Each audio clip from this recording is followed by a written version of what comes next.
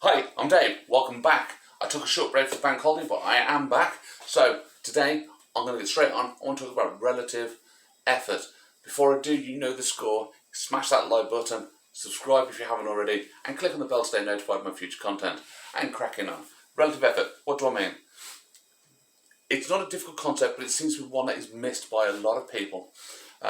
You watch motivational speakers, people on YouTube, lifestyle coaches, all this sort of stuff, or instructors, whether it's sports coaches, martial arts coaches, anything like this, and a lot of them, I'm not saying all of them, a lot of them miss this concept of relative effort, and this for me is most simply put like this: one person's 100%, maybe another person's 1%. Okay, so I will go in a little bit of detail and explain what I mean by this and also how I try to deal with it. And hopefully, if you know me, you'll think that I do this well. So, effort, not to be confused with ability. Some people are very adept at something and their skill level is up here. Now, if your skill level is up here, then you may be able to outperform somebody whose skill level is down here. But if you're not pushing and improving yourself to go higher, then you're not putting in effort. So even though you might look like you're putting in effort, you're probably not, because you're only working at a lower capacity of your ability. Because if you're working to 100% effort, then you'd be able to push and improve further. Now, you might have an ability level down here, and it might look to somebody else like you're not performing as well as them. But this person might be putting in 100%, or even pushing themselves completely out of their comfort range, right? And the whole give it 110%. Yeah, this might be this person that's down here. And when you are dealing with people, whether you are coaching somebody, life coaching, whether you are coaching in sports, martial arts, whatever else, I want you to just try this out with some of your students, because maybe you've had some students who've come to you and you thought that they weren't performing, and they've left, and you've let them go with this mindset of, well, they never tried anyway, so they won't be missed. Okay, now I want you to work on those people that have happened, and I guarantee you've had some, yeah. And I don't think that they've left because they weren't trying. I think you might, not always, but you might have missed something which is key to understanding people's effort levels. Now, we all know that when you're new and you're putting in more effort, yeah, and it won't be as good. Yeah, we know that's the obvious one. That's the first one I started with. That is obvious. But we also need to look at people's personal circumstances. Now, if you are lucky enough to not be coping with anxiety disorders, you're lucky enough not to be sporting any kind of injuries at the moment, and you are at the peak of your fitness level, great. You might actually have to work a lot harder in order to hit your effort levels, hit 100% effort. Okay? Now, when you're working to 100% effort, then you will improve in your ability. Now, what ability are we talking about? Well, as I said, if you've got no other issues, then that will be your ability to do whatever it is you're training. Yeah, whatever the objective thing is that you're looking at, you will improve in. Maybe if you're a sprinter, you'll push yourself to run faster. Yeah, and maybe if you're a marathon runner, it'll be to be able to run further, faster. But if you're weightlifting, it's to lift a little bit more. This is 100% effort, and it gives you that improvement. Now, somebody else who might have other issues, that maybe they've got physical injuries, maybe they've got anxiety disorders. If you watch my videos, you know I do have autism and PTSD. So I have anxiety disorders, and different days I have different levels of anxiety. I have my coping mechanisms, as I've discussed before. But this gives me a bit of an understanding. So when somebody comes into my class, and when you see them training, it might look like they're not putting in any effort. It might look like they're just not engaging.